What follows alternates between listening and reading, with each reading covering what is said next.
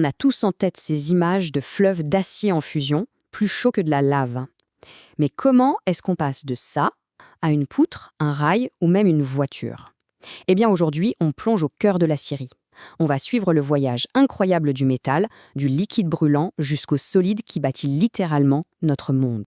Voilà le défi au cœur de toute acierie. On se retrouve avec une masse de métal pur, incandescente, il faut lui donner une forme et pas le temps de traîner. Alors, comment on fait? La réponse a complètement changé avec le temps. On est passé d'une méthode, on va dire, assez simple à une véritable révolution industrielle. La première idée, la plus intuitive, c'est tout simple, on verse cet acier dans d'énormes moules. C'est un peu comme faire des glaçons finalement, sauf qu'ici on parle d'une échasse titanesque et de températures absolument extrêmes.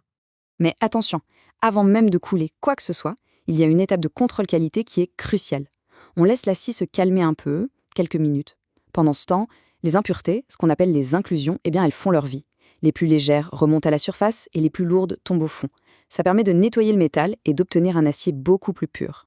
Et voilà l'outil principal de cette méthode traditionnelle, la lingotière.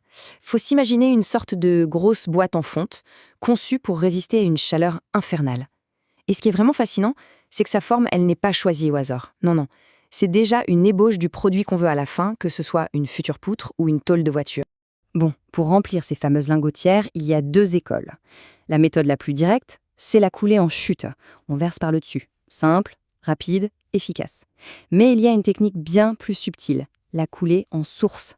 Là, on remplit les moules par le bas, en passant par tout un système de canaux. Alors oui, c'est plus compliqué et ça coûte plus cher, mais ça évite les éclaboussures, ça limite l'oxydation, et le résultat, eh bien, c'est un acier de bien meilleure qualité. Mais évidemment, l'industrie ne s'est pas arrêtée à ça. Une véritable révolution est arrivée et elle a complètement changé la donne, que ce soit en efficacité ou en technologie. On parle bien sûr de la coulée continue. Le concept, c'est un vrai changement de mentalité. Fini les lingots qu'on fabrique un, par lot. Ici, on imagine une machine qui tourne non-stop, 24 heures sur 24. On l'alimente en acier liquide en continu d'un côté, et, de l'autre, il en sort une barre d'acier solide, sans la moindre interruption. Alors, comment ça marche ce truc? C'est une mécanique de haute précision. D'abord, le liquide passe dans un répartiteur pour que le flux soit bien constant. Ensuite, il entre dans un moule en cuivre, refroidi à l'eau, qu'on appelle un cristalliseur. C'est là qu'une première peau solide se forme. Le brin, qui est encore liquide à l'intérieur, est tiré vers le bas, et là, on l'arrose abondamment pour qu'il se solidifie jusqu'au cœur.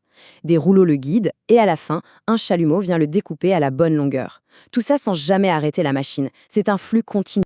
Et là, le gain d'efficacité est juste colossal. Il faut se souvenir qu'avec l'ancienne méthode, il fallait reprendre les lingots, les réchauffer, les passer dans d'énormes machines pour leur donner une forme basique. La coulée continue, elle, zappe complètement cette première étape.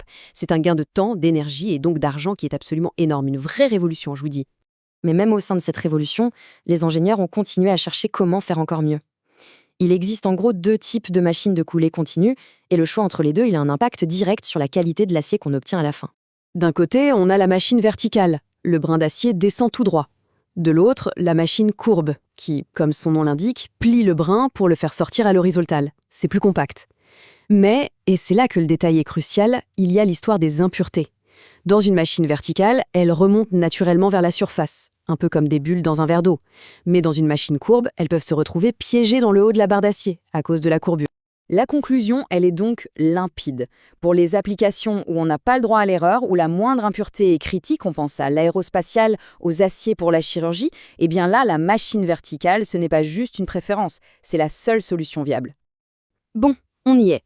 On a réussi à transformer cette soupe de métal en fusion en des formes solides, prêtes à être travaillées.